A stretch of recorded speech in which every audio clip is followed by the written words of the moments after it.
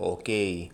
Isa na naman pong katanungan na hindi madalas matanong at napagsasama pa ha. Dala ng kalituhan napagsasama. Akala nila yung banal na hapunan at Holy Communion iisa. Nope. Magkaiba po yun. Yung banal na hapunan, it should be a full meal. Kakainin po yon ng lahat ng mga mananampalataya na nagkakatipon sa pangalan ng Panginoong Hesukristo.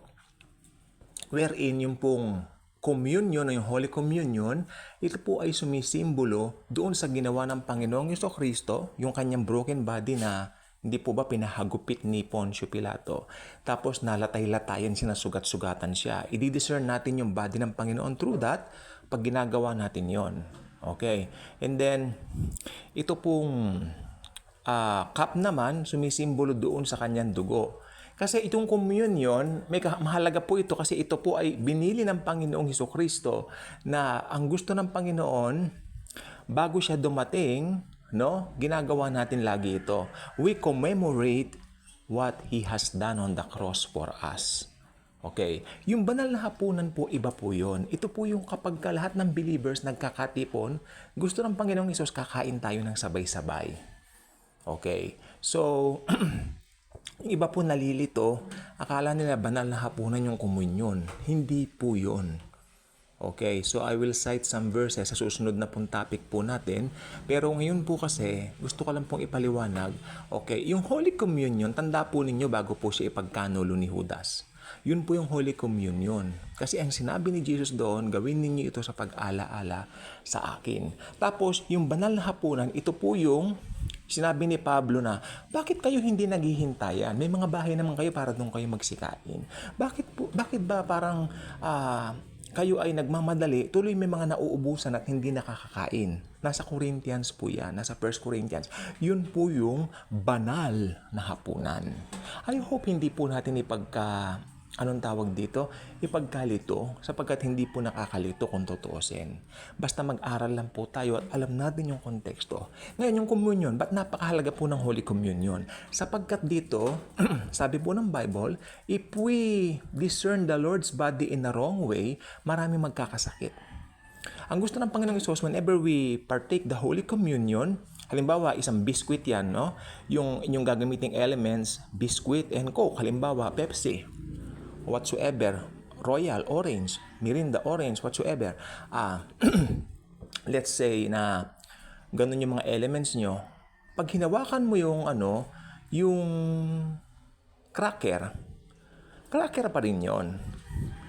Hindi po yun literal na magiging katawan ni Jesus. Hindi po. Ayun po ay doktrina po ng Catholic Church. Sa atin po hindi.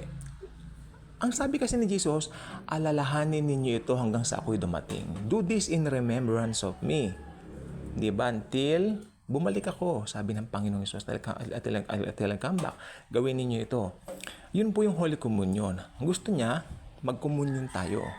Kapag ka nagkukomunyon tayo, how we discern the Lord's body? Okay, ganito po yon. Like for example, ito yung cracker, kukunin mo. You will discern that naniniwala ka na si Jesus ay nalatayan para sa kagalingan ng ating espiritu, ganoon din ng ating body. Kagalingan pisikal. Alam po ba ninyo, pa nagkukumunyan ako, gumagaling yung mga sakit-sakit ko. Like for example, nakalagay sa Isaiah 53 verse 5, by His stripes I am healed. Okay, you will get the cracker. You will believe that Jesus was crushed. Jesus was beaten in order for my body to be healed from all kinds of diseases and sicknesses. So, pag kinain mo na yung cracker na yon, naniniwala ka na si Jesus ay nalatayan para sa atin at nasugatan para sa atin, magkakaroon tayo ng kagalingan sa ating mga sakit-sakit sa katawan. Sinasabi ko po ito, proven po yan. Ang sama ng pakiramdam ko the other day, nag-communion ako, wow! Amazing Jesus. Thank you, Jesus. And then yung Mirinda Orange or Royal Orange, whatsoever is that, you can have whatever you wish for your elements, iyan po ay sumisimbolo. Simbolo lang po ito doon sa kanyang blood na nabubo sa krus ng Kalbaryo. Kapag how do we discern that? How do we discern like for example, that Royal True Orange na i-connect natin sa blood ni Jesus. I-discern lang po natin yan. Again, tulad po nung cracker, hindi po yan literal na nagiging dugo ni Jesus. Okay? Doktrina po yun ng Catholic Church. No? Pero sa atin pong mga Kristiyano, ito po ay sumisimbolo lamang po. Sumisimbolo na nabubo ang kanyang banal na dugo sa krus ng Kalbaryo para tubusin tayo sa ating mga kasalanan. At sino mang maniniwala sa kanya, John 3:16, ay maliligtas at magkakaroon ng buhay na walang hanggan. Then, pag ininom mo yun, dinidiscern mo na, oh yes, pinayaran na ni Jesus ang lahat ng kasalanan ko, past, present, future. Then, you have peace with God always. Na alam mong meron ka ng eternal security, ang salvation mo hindi na mawawala dahil binayaran na ni Jesus yun. Ayun ang Holy Communion. Mas mahalaga yung Holy Communion sa banal na hapunan. Huwag nating ipagkakalito yan. Ang banal na hapunan, ginagawa tuwing fellowship.